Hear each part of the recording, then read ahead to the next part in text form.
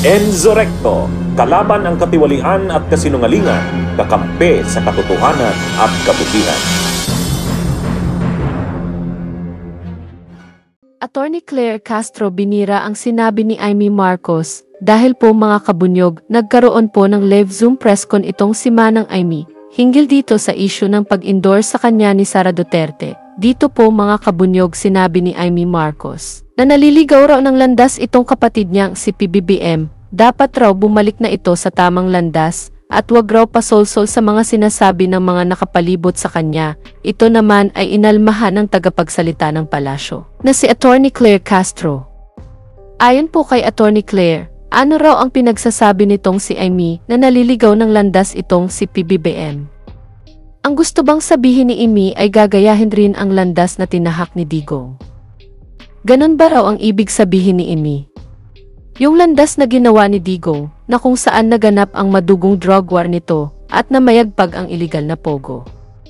Ganon ba raw na landas ang gusto nitong tahakin rin ni PBBM, saad ni Attorney Claire sa sinabi ni Amy Marcos. Anyway, para po sa iba pang mga sinabi ng dalawang ito, panoorin po natin sila.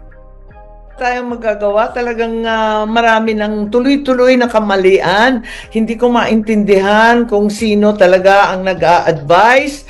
Nung bata pa ako, maliit pa ako, hindi naman maliit, pero teenager pa ako, sinabi ko na talaga, Malacanang is a snake pit. Nung panahon ng tatay ko yun, kasi kung ano-ano ang, kung sino-sino lumalapit, kanya-kanyang agenda, ngayon, ang nangyayari talaga nakakatakot. Kaya sana pinagdadasal ko lagi ang aking kapatid na mabalik sa tamang landas dahil hindi na tama itong mga pangyayari, itong politika na mapang-api, mangpahigante, hindi na siya ayos. Tutukan natin ang problema ng mamamayan. Balikan natin ang ating tungkulin.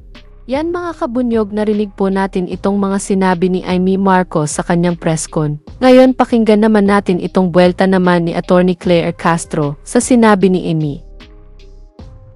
Anong landas ba dapat? Sige, ano kayang landas? Kayo na lang makaklik kasi hindi naman sasagot sa akin si Senator Amy, di ba? Tayo na lang mag-usap. Anong landas ang dapat na tinahak ni PBBM? Landas na tinahak ni dating Pangulong Duterte? Diba kaya siya nag-unit team, tandaan nyo to, kaya nag-unit team dati daw, si VP Sara, ay dahil nangako si PBBM na yung parang ipagpapatuloy ba, especially yung sa China, yung sa Mindanao Railway, hindi natuloy eh. Kasi may nabasa ako mga clear na ang laki parang ang laki kung itutuloy sa Chinese company or sa China na siguro napangakuan, hindi ko alam eh. Basta yung isa, sa pinag-hinanakit pa ni VP Sara, hindi natuloy. Kasi akala niya magtutuloy-tuloy yung mga proyekto ng tatay niya, siguro ganun. So yun ba, tanong natin, anong landas ang gusto ni Senator Amy para kay PBBM? Landas na tinahak ni dating Pangulong Duterte? Ano to, EJK? Pogo? O ano, kasi yung mga hindi ginawa ni dating Pangulong Duterte, hindi sinusunod ni PBBM. Ayaw si EJK. Pero marami nahuhuling droga mga kaklira. Magre-report tayo dyan by Monday, by next week. After Holy Week.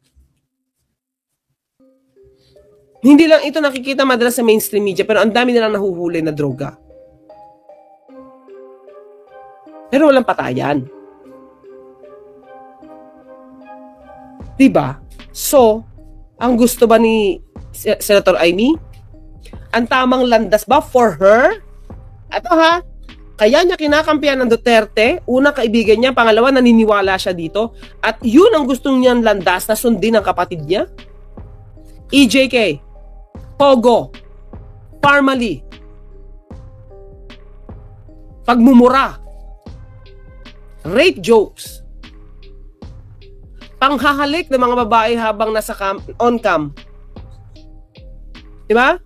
Mga kabastusan sa pasasalita. China, itapon ang desisyon sa basurahan. Yun ba yung gusto?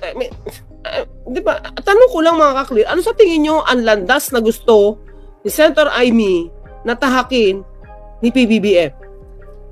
Total, kumakampi siya sa Duterte. Tingin ko yun. Yun lang ang pinaka nakikita kong landas na gusto niyang patahak. Diba? Oh, Kibuloy, tama. Louis Mart. Kibuloy, pakawalan. Walang hearing sa confidential funds. Bigyan ng confidential funds ang lahat. Including OVP and DepEd. Huwag pa imbestigahan.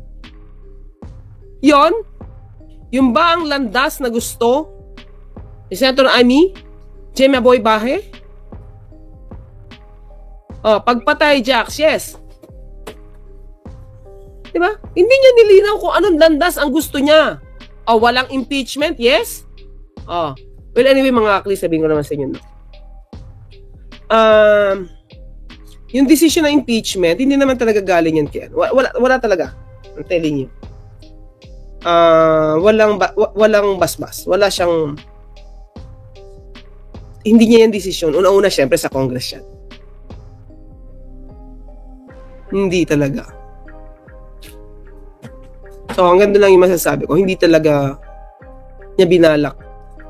Kung may balak man, mga akli, hindi ko alam. Kung may balak man, pero ito, hindi pa ito. Siguro wrong timing? Hindi ko alam. Basta, walang basbas dyan. Hindi kailangang magbasbas in the first place. Kaya lang, syempre, wala naman magagawa kung ginawa na. Paano niya ba? Okay, as a president, how can you control the Congress? Kung may sariling decision yung Congress.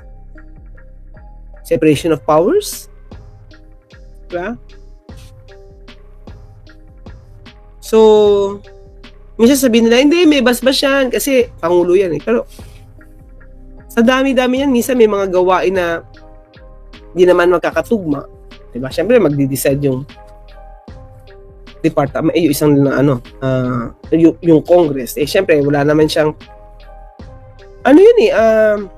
may mga point na hindi pwedeng pag-usapan. Diba? May mga point siguro sa batas, o pwede ba unahin to, certify as may, kumbaga, priority, pero it doesn't necessarily mean na kukumpasan kasi separation of powers. Diba? Yun. So yun nga, yung ba ang gusto mo? Wala impeachment? Sabi ni Janet and Koha? Puro China? Yung ba?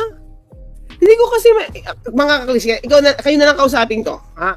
Shell St. Mary, meron kayang hidden about Amy na alam na Duterte's kaya yan ipanahamak kahit pamilya niya.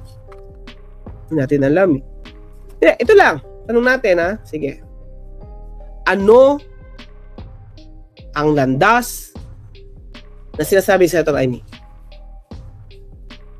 Kasi kampi siya sa Duterte. Believe siya sa Duterte. Sa tingin ko yun yung gusto niyang patahak. Eh hindi naman pwede. Mga clear. May sarili naman pag-iisip si Pangulong Marcos. Ano to, puppet? Para kung ano yung landas na gusto mo, yun ang tatahakin ng kapatid mo. Hindi ba? Kaya nga yung Pangulo eh. Kasi siya yung leader. Diba? Yung mga eksperto niya lang ang nasa paligid para i-guide. Hindi para diktahan. Diba? Tapos sasabihin ni Senator Amy na sana bumalik sa tamang landas. Ano yung tamang landas? Yan mga kabunyog ang buwelta nitong tagapagsalita ng palasyo na si Attorney Claire Castro. Dito sa sinabi ni Amy Marcos, tila nagbubulag-bulagan itong si Amy Marcos sa mga ginawa nitong si Digong noon. Bakit mali ba ang ipakulong ang isang taong nakagawa ng karumal-dumal na kasalanan? Hindi habang buhay, ay hindi pagbayaran ni Digong ang kanyang kasalanan. Maraming namatay noong panahon ng pamumuno niya at dapat niya itong pagbayaran ngayon.